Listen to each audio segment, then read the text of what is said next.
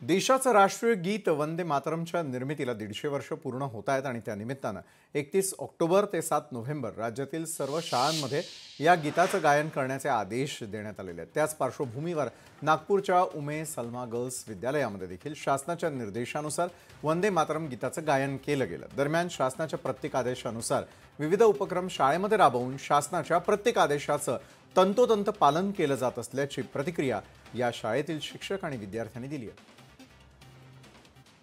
याविषयीचा आढावा घेतलेला आमचे प्रतिनिधी ज्ञानेश्वर पवार यांनी। वंदे मातरम या गीताच्या 150 वर्षपूर्तीच्या निमित्ताने महाराष्ट्र सरकारने एक निर्णय घेतलेला आहे की राज्यातील सर्व शाळांमध्ये जे आहे ते हे गीत विद्यार्थ्यांना जे आहे ते गायन केलं पाहिजे आणि सोबत या गीताचा इतिहास विद्यार्थ्यांना शिकवला गेला पाहिजे। मी सध्याला नागपूरच्या उमे सलमा गर्ल्स कॉलेजमध्ये आहे आणि या ठिकाणी जर आपण पाहायला गेलं तर सर्व शिक्षक आणि काही विद्यार्थी आपल्या सोबत आहे। आपण त्यांच्याचकडनं जे आहे ते जाणून घेऊ। आपल्या सुरुवातीला या शाळेचे शिक्षक आहेत। आमच्या शाळेत ते आदेश पोहोचलेला आहे। जे काही शासनाचे आदेश असते ते आम्ही तंतोतंत त्याचं पालन करतो। वंदे मातरम या गीताला 150 वर्ष पूर्ण झालेले आहेत। त्या निमित्ताने जे आदेश शासनाचे जे आदेश आम्हाला आलेले आहे त्याचं आम्ही पालन करतो आणि आमच्या प्रेयरमध्ये वंदे मातरम गीत दररोज होते आणि त्याचे अपन पालन करतो। हमारे स्कूल में हमेशा से ही ये वाला वंदे मातरम गीत पढ़ाया जाता है प्रेयर के टाइम पे, और इससे रिलेटेड जो गवर्नमेंट ने इसके प्रोग्राम में हमें दिए हैं वो हमारे स्कूल में जल्दी ही होने वाले हैं। की जे काही शासनाचे निर्देश निघाले आहेत त्यानुसार जे आहे ते या शाळांमध्ये उर्दू शाळा या शाळांमध्ये जे आहे ते वंदे मातरम गीत गायन केलं जातं आणि त्याचबरोबर शिक्षकांकडून संपूर्ण या गीताचा इतिहास देखील शिकवला जातो। सोबतच वर्षभर वेगवेगळे उपक्रम राबवून जे आहे ते विद्यार्थ्यांना यामधून उद्बोधन करण्याचं काम देखील या शाळेमध्ये केलं जात असल्याचं शिक्षकांचं मत आहे। लोकशाही मराठीकरता ज्ञानेश्वर पवार, नागपूर।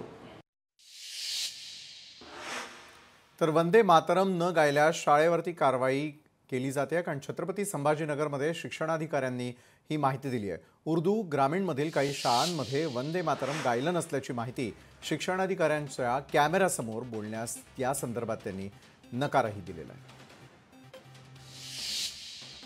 शासनानं वंदे मातरम हे गीत गाण्याचे आदेश दिले, मात्र बहुतांश शाळांमध्ये हे गायले गेले तर याला अपवाद पाहिला गेला, तर काही शाळांमध्ये याचं गायन करण्यात आलेलं नाही आहे। म्हणजेच शासनानं जो काही निर्णय घेतला आहे त्याला पूर्णपणे केराची टोपली दाखवण्यात आलेली आहे। आपण जर माझ्या मागे पाहत असाल तर मी छत्रपती संभाजीनगरातील शिक्षण विभाग या ठिकाणी आलेलो आहे आणि असं समजतं की बहुतांश शाळांमध्ये हे गीत गायलं गेलं आहे, मात्र काही शाळांमध्ये हे गीत गायलं गेलेलं नव्हतं। त्यामुळे ज्या ज्या शाळांमध्ये गीत गायलं गेलेलं नाही आहे तर त्या संबंधित माहिती जी आहे ती शिक्षणाधिकारी घेणार आहेत आणि त्यासोबतच त्यांच्यावर कारवाई देखील केली जाणार आहे। एकीकडे काही शाळांमध्ये हे गीत गायलं जाते, मात्र दुसरीकडे आपण जेव्हा चेक केलं तर हे समजले की काही शाळांमध्ये वंदे मातरम हे गीत गाण्यात आलेलं नाही आहे। त्यामुळे शासनानं जो काही निर्णय घेतला आहे त्याला केराची टोपली दाखवण्यात आलेली आहे। तर काही जणांनी हे स्पष्ट सांगितलं की आमच्यापर्यंत परिपत्रक जे आहे, आदेश जो आहे तो पोहोचलेला नाही आहे। त्यामुळे आता हे पाहणं देखील महत्त्वाचं आहे। ज्या ज्या शाळांनी हे गीत गायलेलं नाही आहे, शासनाचा आदेश असताना निर्णय असताना देखील हा गीत गायलेला नाही आहे, त्याला केराची टोपली दाखवली आहे। त्यामुळे त्या शाळांवर काय कारवाई केली जाते, कारण शिक्षणाधिकाऱ्यांकडून कळतं आहे की त्या शाळेंवर कारवाई केली जाणार, मात्र मुख्यतः फक्त बोललं जाते की मुळात कारवाई केली जाते हे पाहणं महत्त्वाचं असणार आहे। सचिन बडे, लोकशाही मराठी, छत्रपती संभाजीनगर। वंदे मातरम गीत न गाणाऱ्या शाळांवर कारवाई होणार आहे। शिक्षण उपसंचालक गणपत मोरे यांनी या संदर्भातला इशारा दिलाय। कोणत्या शाळांना परिपत्रक भेटलं नाही याची माहिती घेणार असल्याचं देखील त्यांनी सांगितलं। लोकशाही मराठीच्या बातमीनंतर शिक्षण उपसंचालक गणपत मोरे यांनी ही माहिती दिलेली आहे आणि शिक्षण उपसंचालक गणपत मोरेंशी बातचीत केलेली आमचे प्रतिनिधी आहेत आपल्यासोबत गणपत मोरे सर, हा आदेश आपण काढलेला जो आहे 31 ऑक्टोबर पासून याची अंमलबजावणी काय नेमका आहे? आज अनेक शाळांमध्ये असं दिसतंय की त्यांचं म्हणणं आहे की आमच्यापर्यंत हे परिपत्रकच पोहोचलेलं आहे। शासनानं जे आपल्याला 31 ऑक्टोबर ते 7 नोव्हेंबर या कालावधीमध्ये वंदे मातरम गीत म्हणण्यासंदर्भात निर्देश दिलेले आहेत। शिक्षण विभागानं त्या संदर्भात पत्रही काढलेलं आहे। त्यानुसार आम्ही आपल्या सर्व शिक्षणाधिकारी यांना अवगत केलेलं आहे। त्याचबरोबर 30 ऑक्टोबर 2025 रोजी सर्व ऑनलाईन बैठकीद्वारेही सर्व शिक्षणाधिकाऱ्यांना सूचना दिलेल्या आहेत। ठीक आहे, तर मी शिक्षणाधिकाऱ्याची आजच बैठक आहे माझी आता 11:30 वाजता।